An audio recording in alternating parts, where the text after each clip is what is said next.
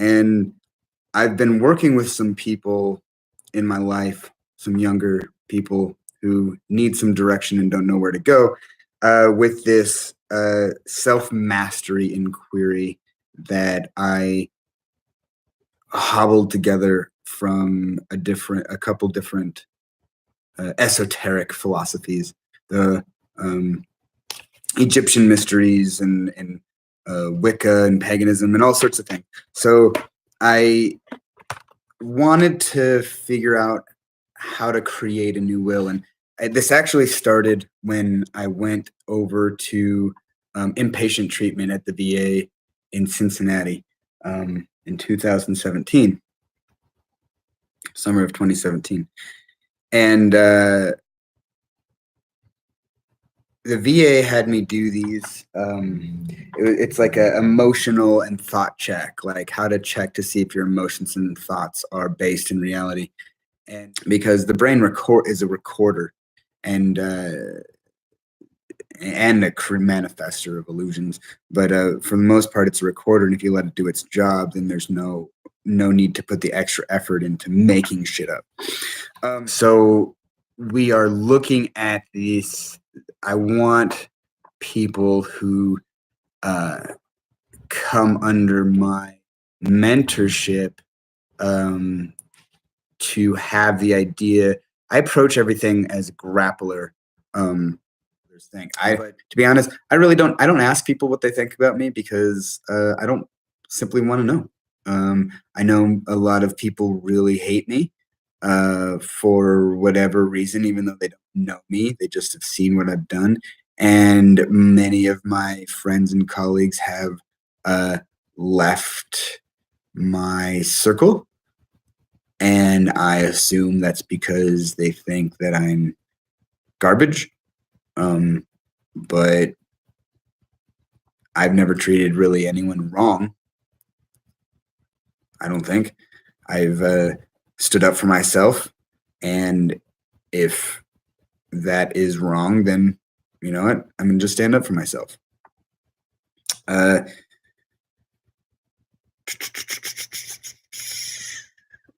don't know where that came from. Okay, unrecognized potential. Yeah. Oh, yeah. So that, sometimes having people in your life can some people will bring your potential down because they're forcing you to do things that you don't want to do. This is where toxic friends and relationships come in. And so then we look at our hidden self, like what of ourself do we hide from others that maybe we're too vulnerable or too sensitive, so we have to put up this facade, and that also doesn't do well because it makes our true self weaker by pretending to be something that we're not. And so learning to be yourself openly and honestly is actually, it might seem counterintuitive because people will criticize you. You'll get stabbed in the back by people. People will, hurt you, and but that is what strengthens yourself. If you can endure all that, that is what is going to make it so that you recognize your strengths and your weaknesses better, and you can face those challenges on your own. And then, so from there, we get into the self-deception. So if you're hiding something from others, that means that you're probably also deceiving yourself in some way, shape, or form. And so we want to look at how exactly that we are deceiving ourselves in order for us to move forward.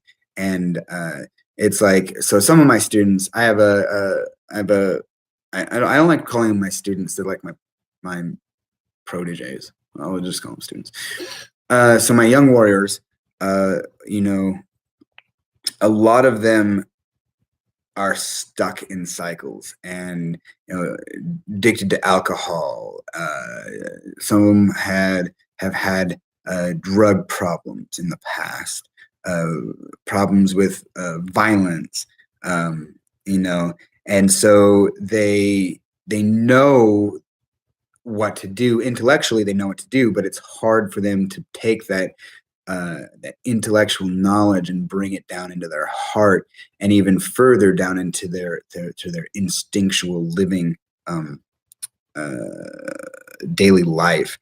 And so that could be another big uh, self-deceiver, is knowing exactly what it is that you're supposed to do to get better and move forward, but unable to thinking that believing that you're unable to gather the will to do it, and so falling back into those bad habits and bad patterns. And then of course that leads to regret, because that regret, you know, sometimes so one of my students I worked with today, she broke up with her boyfriend, and she loves him to death. And I know that he loves her, but they're not good for one another at the moment. So I've told them both to take a break from each other and get into this uh, um, self-reflective mode, and address these things head on. And how to do it, you know, sometimes we reject parts of ourselves that we need. And let's take anger, for example. I am a person who has a lot of anger, because I've been wronged a lot in my life, and I hate injustice, and I hate liars, and um, I hate a lot of things. But for a while there, I was rejecting my anger. And um, when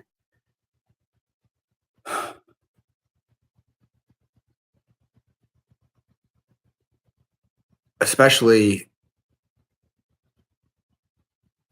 especially my son's mother, who purposely has been trying to make me angry at her. And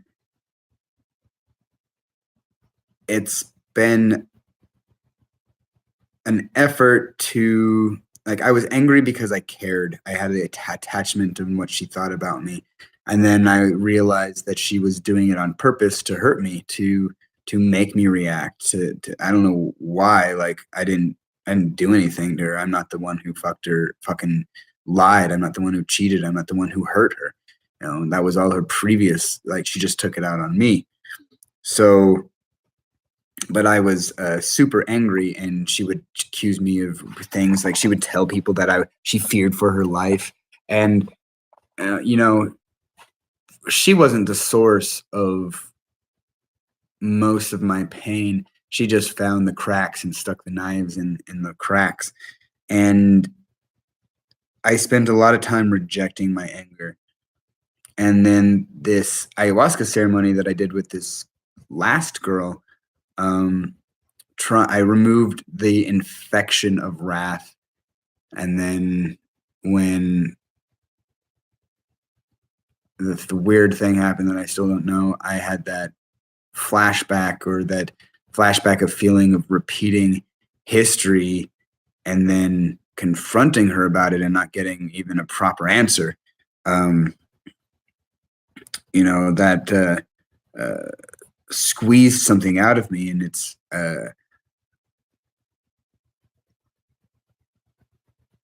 I'm like I'm not, and I'm not even angry at this girl. I realize I'm just really disappointed, because I saw so much more and so much better, and it doesn't make sense about what happened.